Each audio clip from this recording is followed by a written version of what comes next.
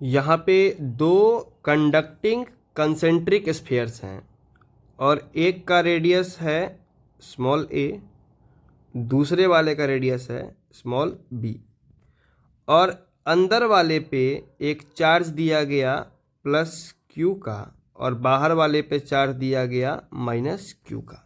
इसके अलावा इनके बीच का जो स्पेस है उसमें आधे रीजन में एक डाइलेक्ट्रिक भरा गया जिसका परमिटिविटी है E1 और एक दूसरा डाइलेक्ट्रिक भरा गया जिसका परमिटिविटी है E2।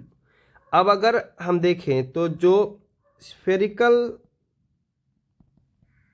कैपेसिटर होता है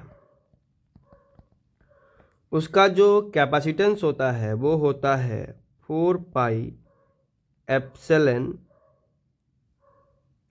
ए B upon B minus A. अब यहाँ पे जब देखेंगे तो ये एक्चुअली में दो हाफ कैपेसिटर्स हैं, मतलब दो स्फेरिकल कैपेसिटर्स हैं और ये हाफ है। तो इनके लिए अगर हम लिखना चाहे कैपेसिटेंस तो ऊपर वाले का हो जाएगा आधा, मतलब कि again 2 pi epsilon 1 A B upon B minus A half structure के लिए। Similarly C2 will be 2 pi epsilon 2 A B upon B minus A. और ये जो दोनों कैपेसिटर लगे हुए हैं ये बेसिकली पैरेलल में लगे हुए हैं, क्योंकि जो कंसेंट्रिक सेल्स हैं इनका पोटेंशियल क्या होगा तो सेम होगा। अगर हम इनको ऐसे समझें तो यहाँ पे जो पोटेंशियल इस वाले का है वही पोटेंशियल इसमें इसका होगा और जो इसका है वही इसका होगा। मतलब जो दो प्लेट्स के बीच का पोटेंशियल डिफरेंस है वो दोनों जगह पे सेम आएगा, क्योंकि ये कनेक्टेड है एक तरीके से समझे तो। ये यहाँ कनेक्टेड है और ये एक यहाँ कनेक्टेड है।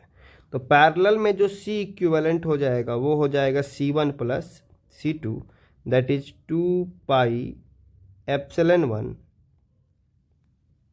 ए B upon B minus A plus 2 pi epsilon 2 A B upon B minus A, and this will be 2 pi epsilon 1 epsilon 2 A B upon B minus A. अब सॉरी यहाँ प्लस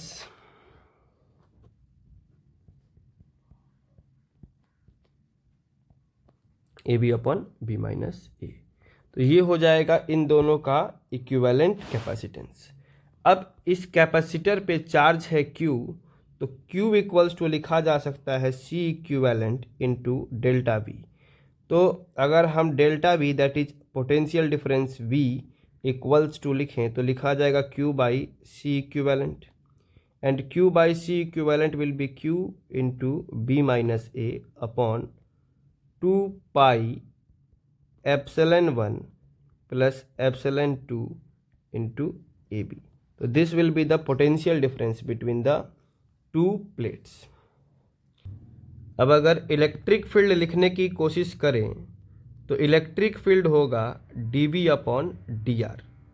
यहाँ पे कांस्टेंट वाले terms को बाहर कर लेते हैं तो 2 pi epsilon 1 plus epsilon 2 into A, और डिफरेंशिएट करना होगा हमें d अपॉन डी आर। यहाँ बच जाएगा r minus a upon r, that is basically q upon 2 pi epsilon 1 plus epsilon 2 into a d upon d r. थोड़ा सा इसको सिंप्लीफाई करें तो r से r कैंसिल होके 1 माइनस ए अपॉन आर। यहाँ आ जाएगा q upon 2 pi epsilon 1 plus epsilon 2 into A. 1 का डिफ्रेंशिएशन हो जाएगा 0, a तो रहेगा ही, minus 1 upon R square. E equals to q upon 2 pi epsilon 1 plus epsilon 2 into A upon R square. एक a से a का टर्म कैंसिल हो जाएगा और जो इलेक्ट्रिक फील्ड बनेगी वो बनेगी q upon 2 pi epsilon 1 plus epsilon 2 into R square.